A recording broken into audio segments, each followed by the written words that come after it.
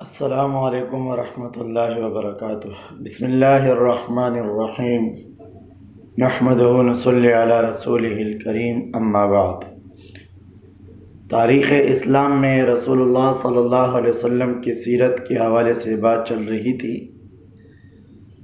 اور اس سے پچھلی درس میں اسلامی ریاست کی بنیادی اقدامات حضور صلی اللہ علیہ وسلم نے جو کیے ان کا بیان ہوا تفصیل کے ساتھ، کہ ایک اسلامی بنیاد، ایک اسلامی ریاست کی بنیاد جب رکھی جاتی ہے تو اس کے لیے بنیاد کیا ہونا چاہیے، کون سے اعمال ہے، کون سے طریقے ہیں جس کے ذریعے سے ایک ریاست اسلامی کی بنیاد مضبوط بنتی ہے، وہ تفصیل سے بیان ہو چکا۔ آگے جو ایک اور عنوان شروع ہو رہا ہے، چونکہ ابھی خطرات کا زمانہ ہے اور خطرات سے نمٹنے کے لیے حضور نے مختلف طریقے، مختلف کام کیے، تو چند باتیں آپ اس کو ذہن نشین کر لیں۔ سب سے پہلی بات ہم نے یہ مدینہ منورہ کی جغرافیہ کے حوالے سے کی، تو آپ نے مدینہ منورہ کی حفاظت کے حوالے سے بھی سنا کہ 3 اطراف سے تو بالکل محفوظ ہے، لیکن غالباً شمال کے جانب، جس جانب احد کا پہاڑ ہے، اس جگہ سے مدینہ منورہ غیر محفوظ ہے۔ وہ پہاڑ ذرا فاصلے پر ہے آبادی سے، باقی 3 اطراف سے مدینہ منورہ محفوظ ہے پہاڑوں کے ذریعے سے۔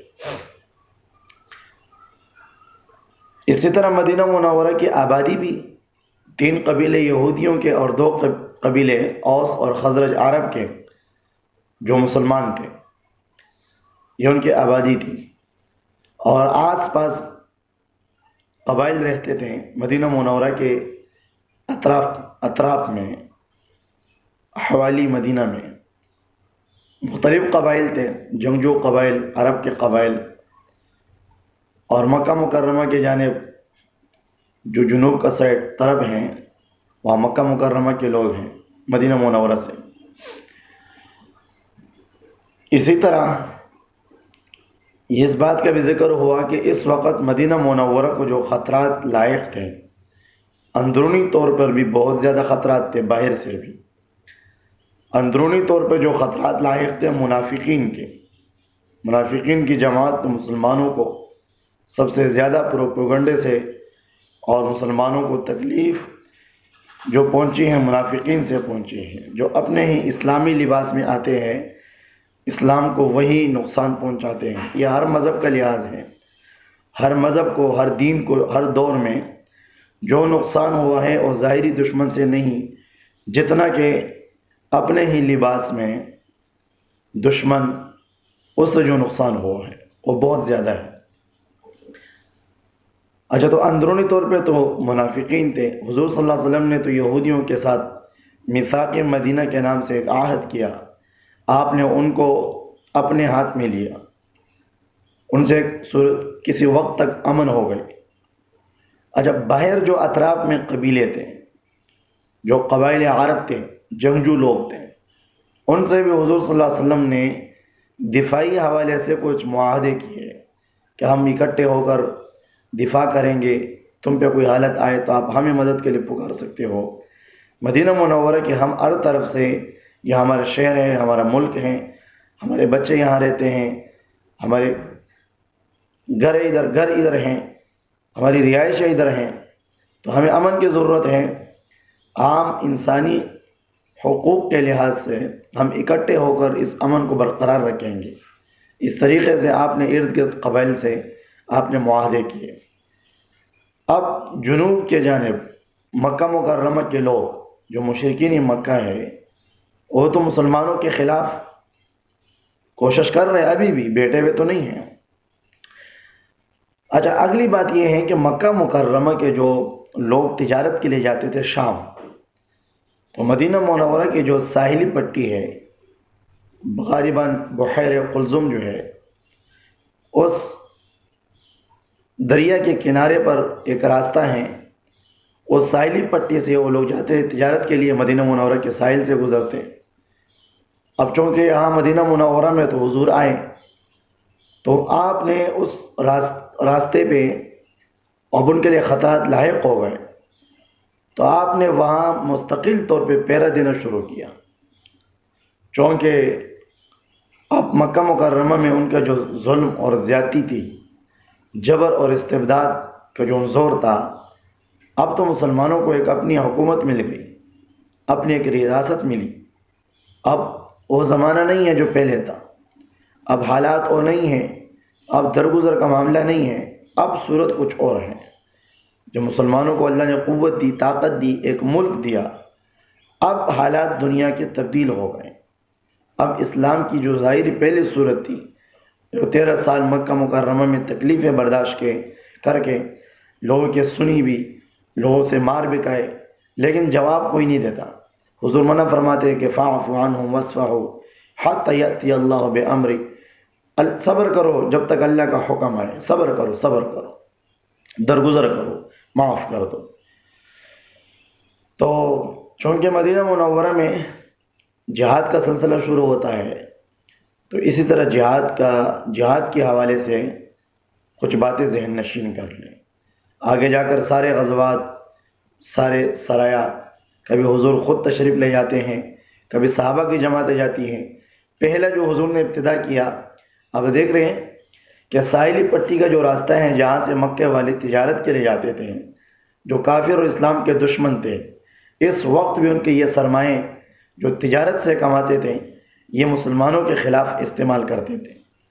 تو حضور صلی اللہ علیہ وسلم نے سب سے پہلے ان کے اس راستے کو بند کیا۔ مسلسل آپ خود کبھی جاتے دستے میں، آپ کبھی خود اس کی قیادت فرماتے ہیں، اور کبھی کسی صحابی کو ان کا جو ہے امیر بناتے ہیں، لیکن یہاں پہرا دیا جاتا تھا، نگرانی ہوتی کہ راستے سے کون جا رہے ہیں، کون آ رہے ہیں۔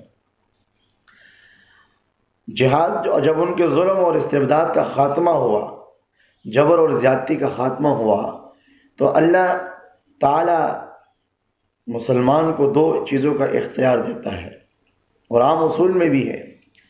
جس زمین پر جب مسلمانوں کو اپنے دین پر عمل کرنے کی اجازت نہ دی جائے، اور اس جگہ پر، اس ملک میں مسلمانوں کے لیے اپنے دین پر عمل کرنا مشکل ہو، تو وہاں عام طور پہ یا تو لوگ وہاں علاقے کو چھوڑتے ہیں یا لڑنا جھگڑنا شروع کرتے ہیں۔ تو علاقے کو چھوڑنا، دوسرے علاقے میں جانا، اس غرض سے کہ میں اللہ کے دین پر آسانی سے عمل کروں، یہ ہجرت کہلاتی ہے، اور یہ بعض اوقات فرض ہو جاتی ہے جب کوئی اور راستہ نہ ہو۔ اور اگر طاقت قوت ہے، اس ملک والوں سے، اس قوم والوں سے زور زبردستی کرنے کی طاقت ہے، اور تلوار اور اسلحے اٹھانے کی قوت ہوتی ہے، تو اس کو جہاد کہا جاتا ہے، کہ اس وقت کہ جب وہ حکومت اور ملک دین اسلام پر عمل کرنے کی اجازت نہیں دیتی، روکتی ہے۔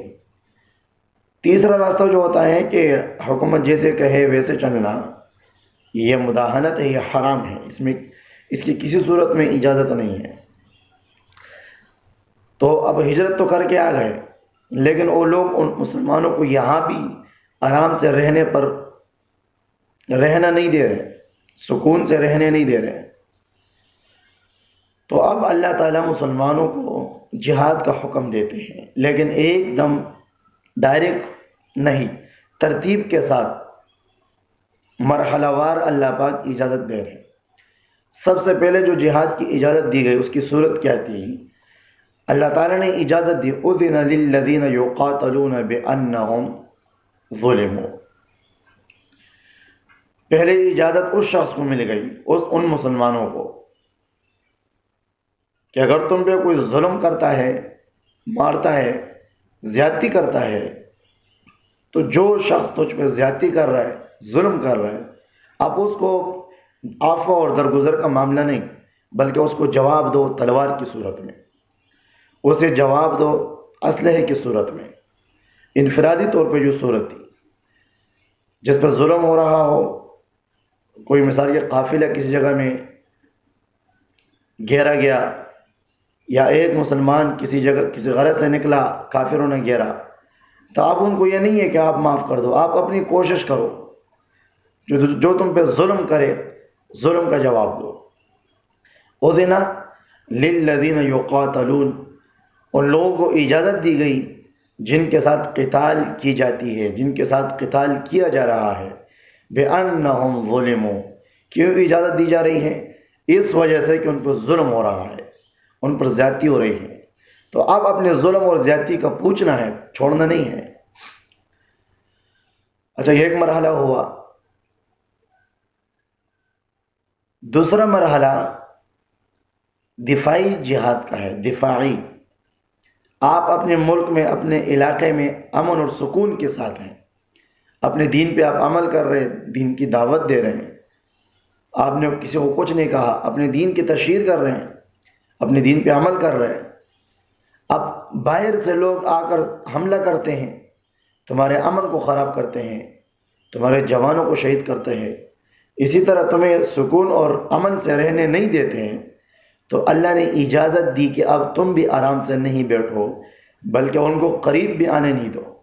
دفاعی جہاد یہ بھی فرض ہو جاتی ہے کہ جس ملک پہ جہاد ہو اس ملک کے ہر جوان پر، ہر مرد پر اس کا دفاع کرنا ضروری ہوتا ہے، واجب ہوتا ہے، فرض ہوتا ہے۔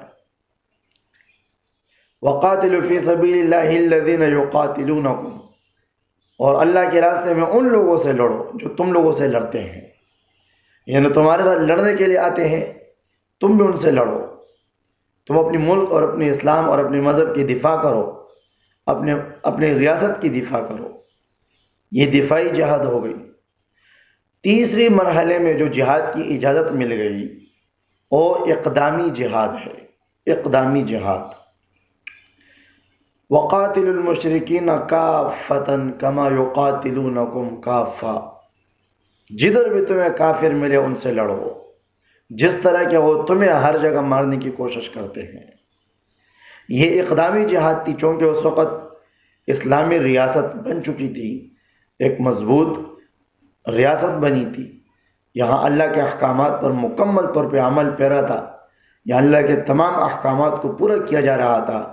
ایک حضور صلی اللہ علیہ وسلم، ان کے رہبر، ان کے رہنما اور ان کے امام اور امیر اور سارے ان کے ماتحت، ان کے مطیع، ایک اللہ کے احکامات پہ عمل کیا جا رہا تھا، ایک اللہ کی پوجا ہو رہی تھی، ایک کہ اس کے رسول کی اطاعت ہو رہی تھی، ایک کہ قرآن اس پہ عمل کیا جا رہا تھا، تو ایک ریاست بنی۔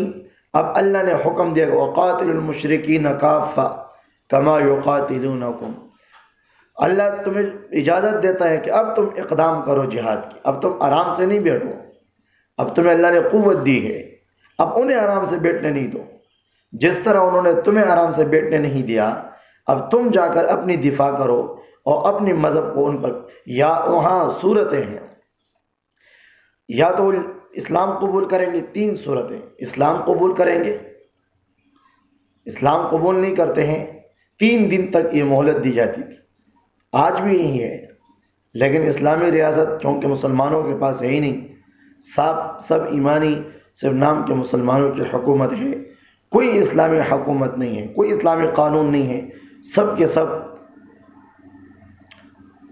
یہ غیروں کے طریقے، غیروں کے رواج، غیروں کے قانون جو مکمل طور پہ اسلام کے خلاف ہیں، تو اسلام کی دعوت دی جاتی، جو اسلام قبول کرتا تو ان کو امن، اسلم تسلم، مسلمان ہو جاؤ تمہارے لیے امن ہے۔ ہاں یہ نہیں کرتے ہو تو پھر ٹیکس ادا کرو، صلح کر لو، صلح کا مطلب ٹیکس ادا کرو، جو تم رہتے ہو تم ٹیکس ادا کر دیا کرو، تو اس کے لیے کوئی تیار ہو جاتا ہے اس کو بھی امن، اس کے مال جان کی حفاظت مسلمانوں کے امیر پر ایسی تھی جیسے کہ مسلمانوں کی مال جان کی حفاظت ہے، آنا جانا، تجارت، سارے معاملات ہوتے تھے۔ اگر اس صورت کے لیے بھی تیار نہیں ہوتے تو پھر لڑنے کے لیے تیار ہو جاؤ، پھر تمہارے ہتھیار بولیں گے، ہماری ہتھیار بولیں گے، قوت پہ لڑیں گے، جو جیت گیا اس کی فتح ہے، جو ہار گیا وہ مغلوب ہوا اس کی ہار ہے۔ تو اب اقدامی جہاد میں بھی اصول ہے. ان میں کچھ لوگ ایسے ہیں جن پہ ہاتھ نہیں اٹھایا جاتا، اسلام نے منع کیا. سب سے پہلے جو علماء ہوتے ہیں، اس ہر مذہب کے علماء، ان کو نہیں مارا جاتا. ان کے راہب ہیں، ان کے پنڈت ہیں، جو ان کے دین کے بڑے ہیں، نہیں، اسلام اس کی اجازت نہیں دیتا. ہاں، اس وقت تک وہ شخص کوئی جنگی تربیت نہ دے رہا ہو. اگر کوئی بوڑھا شخص، کوئی ایسا آدمی جو مسلمانوں کے خلاف ان کو اکسا رہا ہو، ان کو ترغیب دے رہا ہو اور ان کو بیدار کر رہا ہو، تو ان کو مارا جائے گا، وہ آپ جنگجو شمار ہوگا. عورتوں پہ ہاتھ نہیں اٹھایا جائے گا، بچوں کو نہیں مارا جاتا. یہ اسلامی اقدامی جہاد کے اصول ہیں. میدان حرب جو مستعمن ہو اس کو نہیں مارا جاتا. مستعمن اور معاہد، مستعمن اس کو کہا جاتا ہے جو امن طلب کرے، جو آپ کے ملک میں آئے. آج کل کے حساب سے سفارتخانے بنے ہوئے ہیں. سفارتخانے میں کوئی آتا ہے تو امن کی صورت میں آتا ہے، وہ امن کے لیے، طلب کے لیے آتا ہے. اچھا، اسی طرح مستعمن کو بھی نہیں مارا جاتا. اسی طرح معاہد، جس ملک کے ساتھ عہد ہوا ہو، معاہدہ ہوا ہو، کسی طریقے سے بھی معاہدہ ہو، کوئی مدت کے حساب سے ہو، کوئی ٹیکس پر ہو، کوئی زمینوں کے پیداوار پر ہو، باغات پر ہو، سواریوں پر ہو، کسی چیز پر بھی ہو، معاہد کو نہیں مارا جائے گا. حربی کافر کو مارا جائے گا. حربی جو میدان میں تمہارے ساتھ لڑ رہا ہو، جو تمہیں جواب دے رہا ہو، وہ حربی ہے. جب تک وہ اسلام قبول نہیں کرتا، تلوار اٹھائے رکھتا ہے، اس کو اسلام مارنے کی اجازت دیتا ہے. قید میں آتا ہے، پھر مسلمانوں کو اپنی صورت ہوتی ہے، اختیار ہوتی ہے. پھر جو امیر کے مشورے سے ہوتا ہے وہی ہوتی ہے، وہی باتیں ہوتی ہیں، تو قیدی بنایا جاتا ہے. تو اقدامی یہ جہاد کی صورتیں ہو گئی. ایک جہاد جو انسان کی ذاتی دفاعی جہاد ہے، آپ پر ظلم ہو رہا ہو اس کا جواب دیتے ہیں آپ. دوسرا دفاعی جہاد ہے، جو جس ملک پر غیر حملہ کرتے ہو تو اس کی تمام رہنے والوں پر جہاد فرض ہو جاتی ہے، ان کو اپنے ملک کے دفاع کرنا ضروری ہوتی ہے. اور تیسری صورت دفاعی جہاد ہے. اس کے لیے ایک اسلامی ریاست کی ضرورت ہوتی ہے، ایک قوت کی ضرورت ہوتی ہے کہ آپ کے پیچھے بھی تو کوئی ہو. ایسا تو نہ ہو کہ آپ نے ایک جماعت تیار کر لی اور آپ جماعت بس ایک ملک سے نکل کے دوسرے پہ جا رہے، نہ پیچھے سے کوئی سپورٹ ہے، نہ کوئی ملک ہے، نہ کوئی حکمران ہے. اس کے لیے ایک اسلامی ریاست کی ضرورت ہوتی ہے. لیکن حضور نے فرمایا جہاد قیامت تک جاری رہے گا. جہاد کا بھی رکے گا نہیں، دنیا کے کسی نہ کسی کونے میں جہاد ہوگا.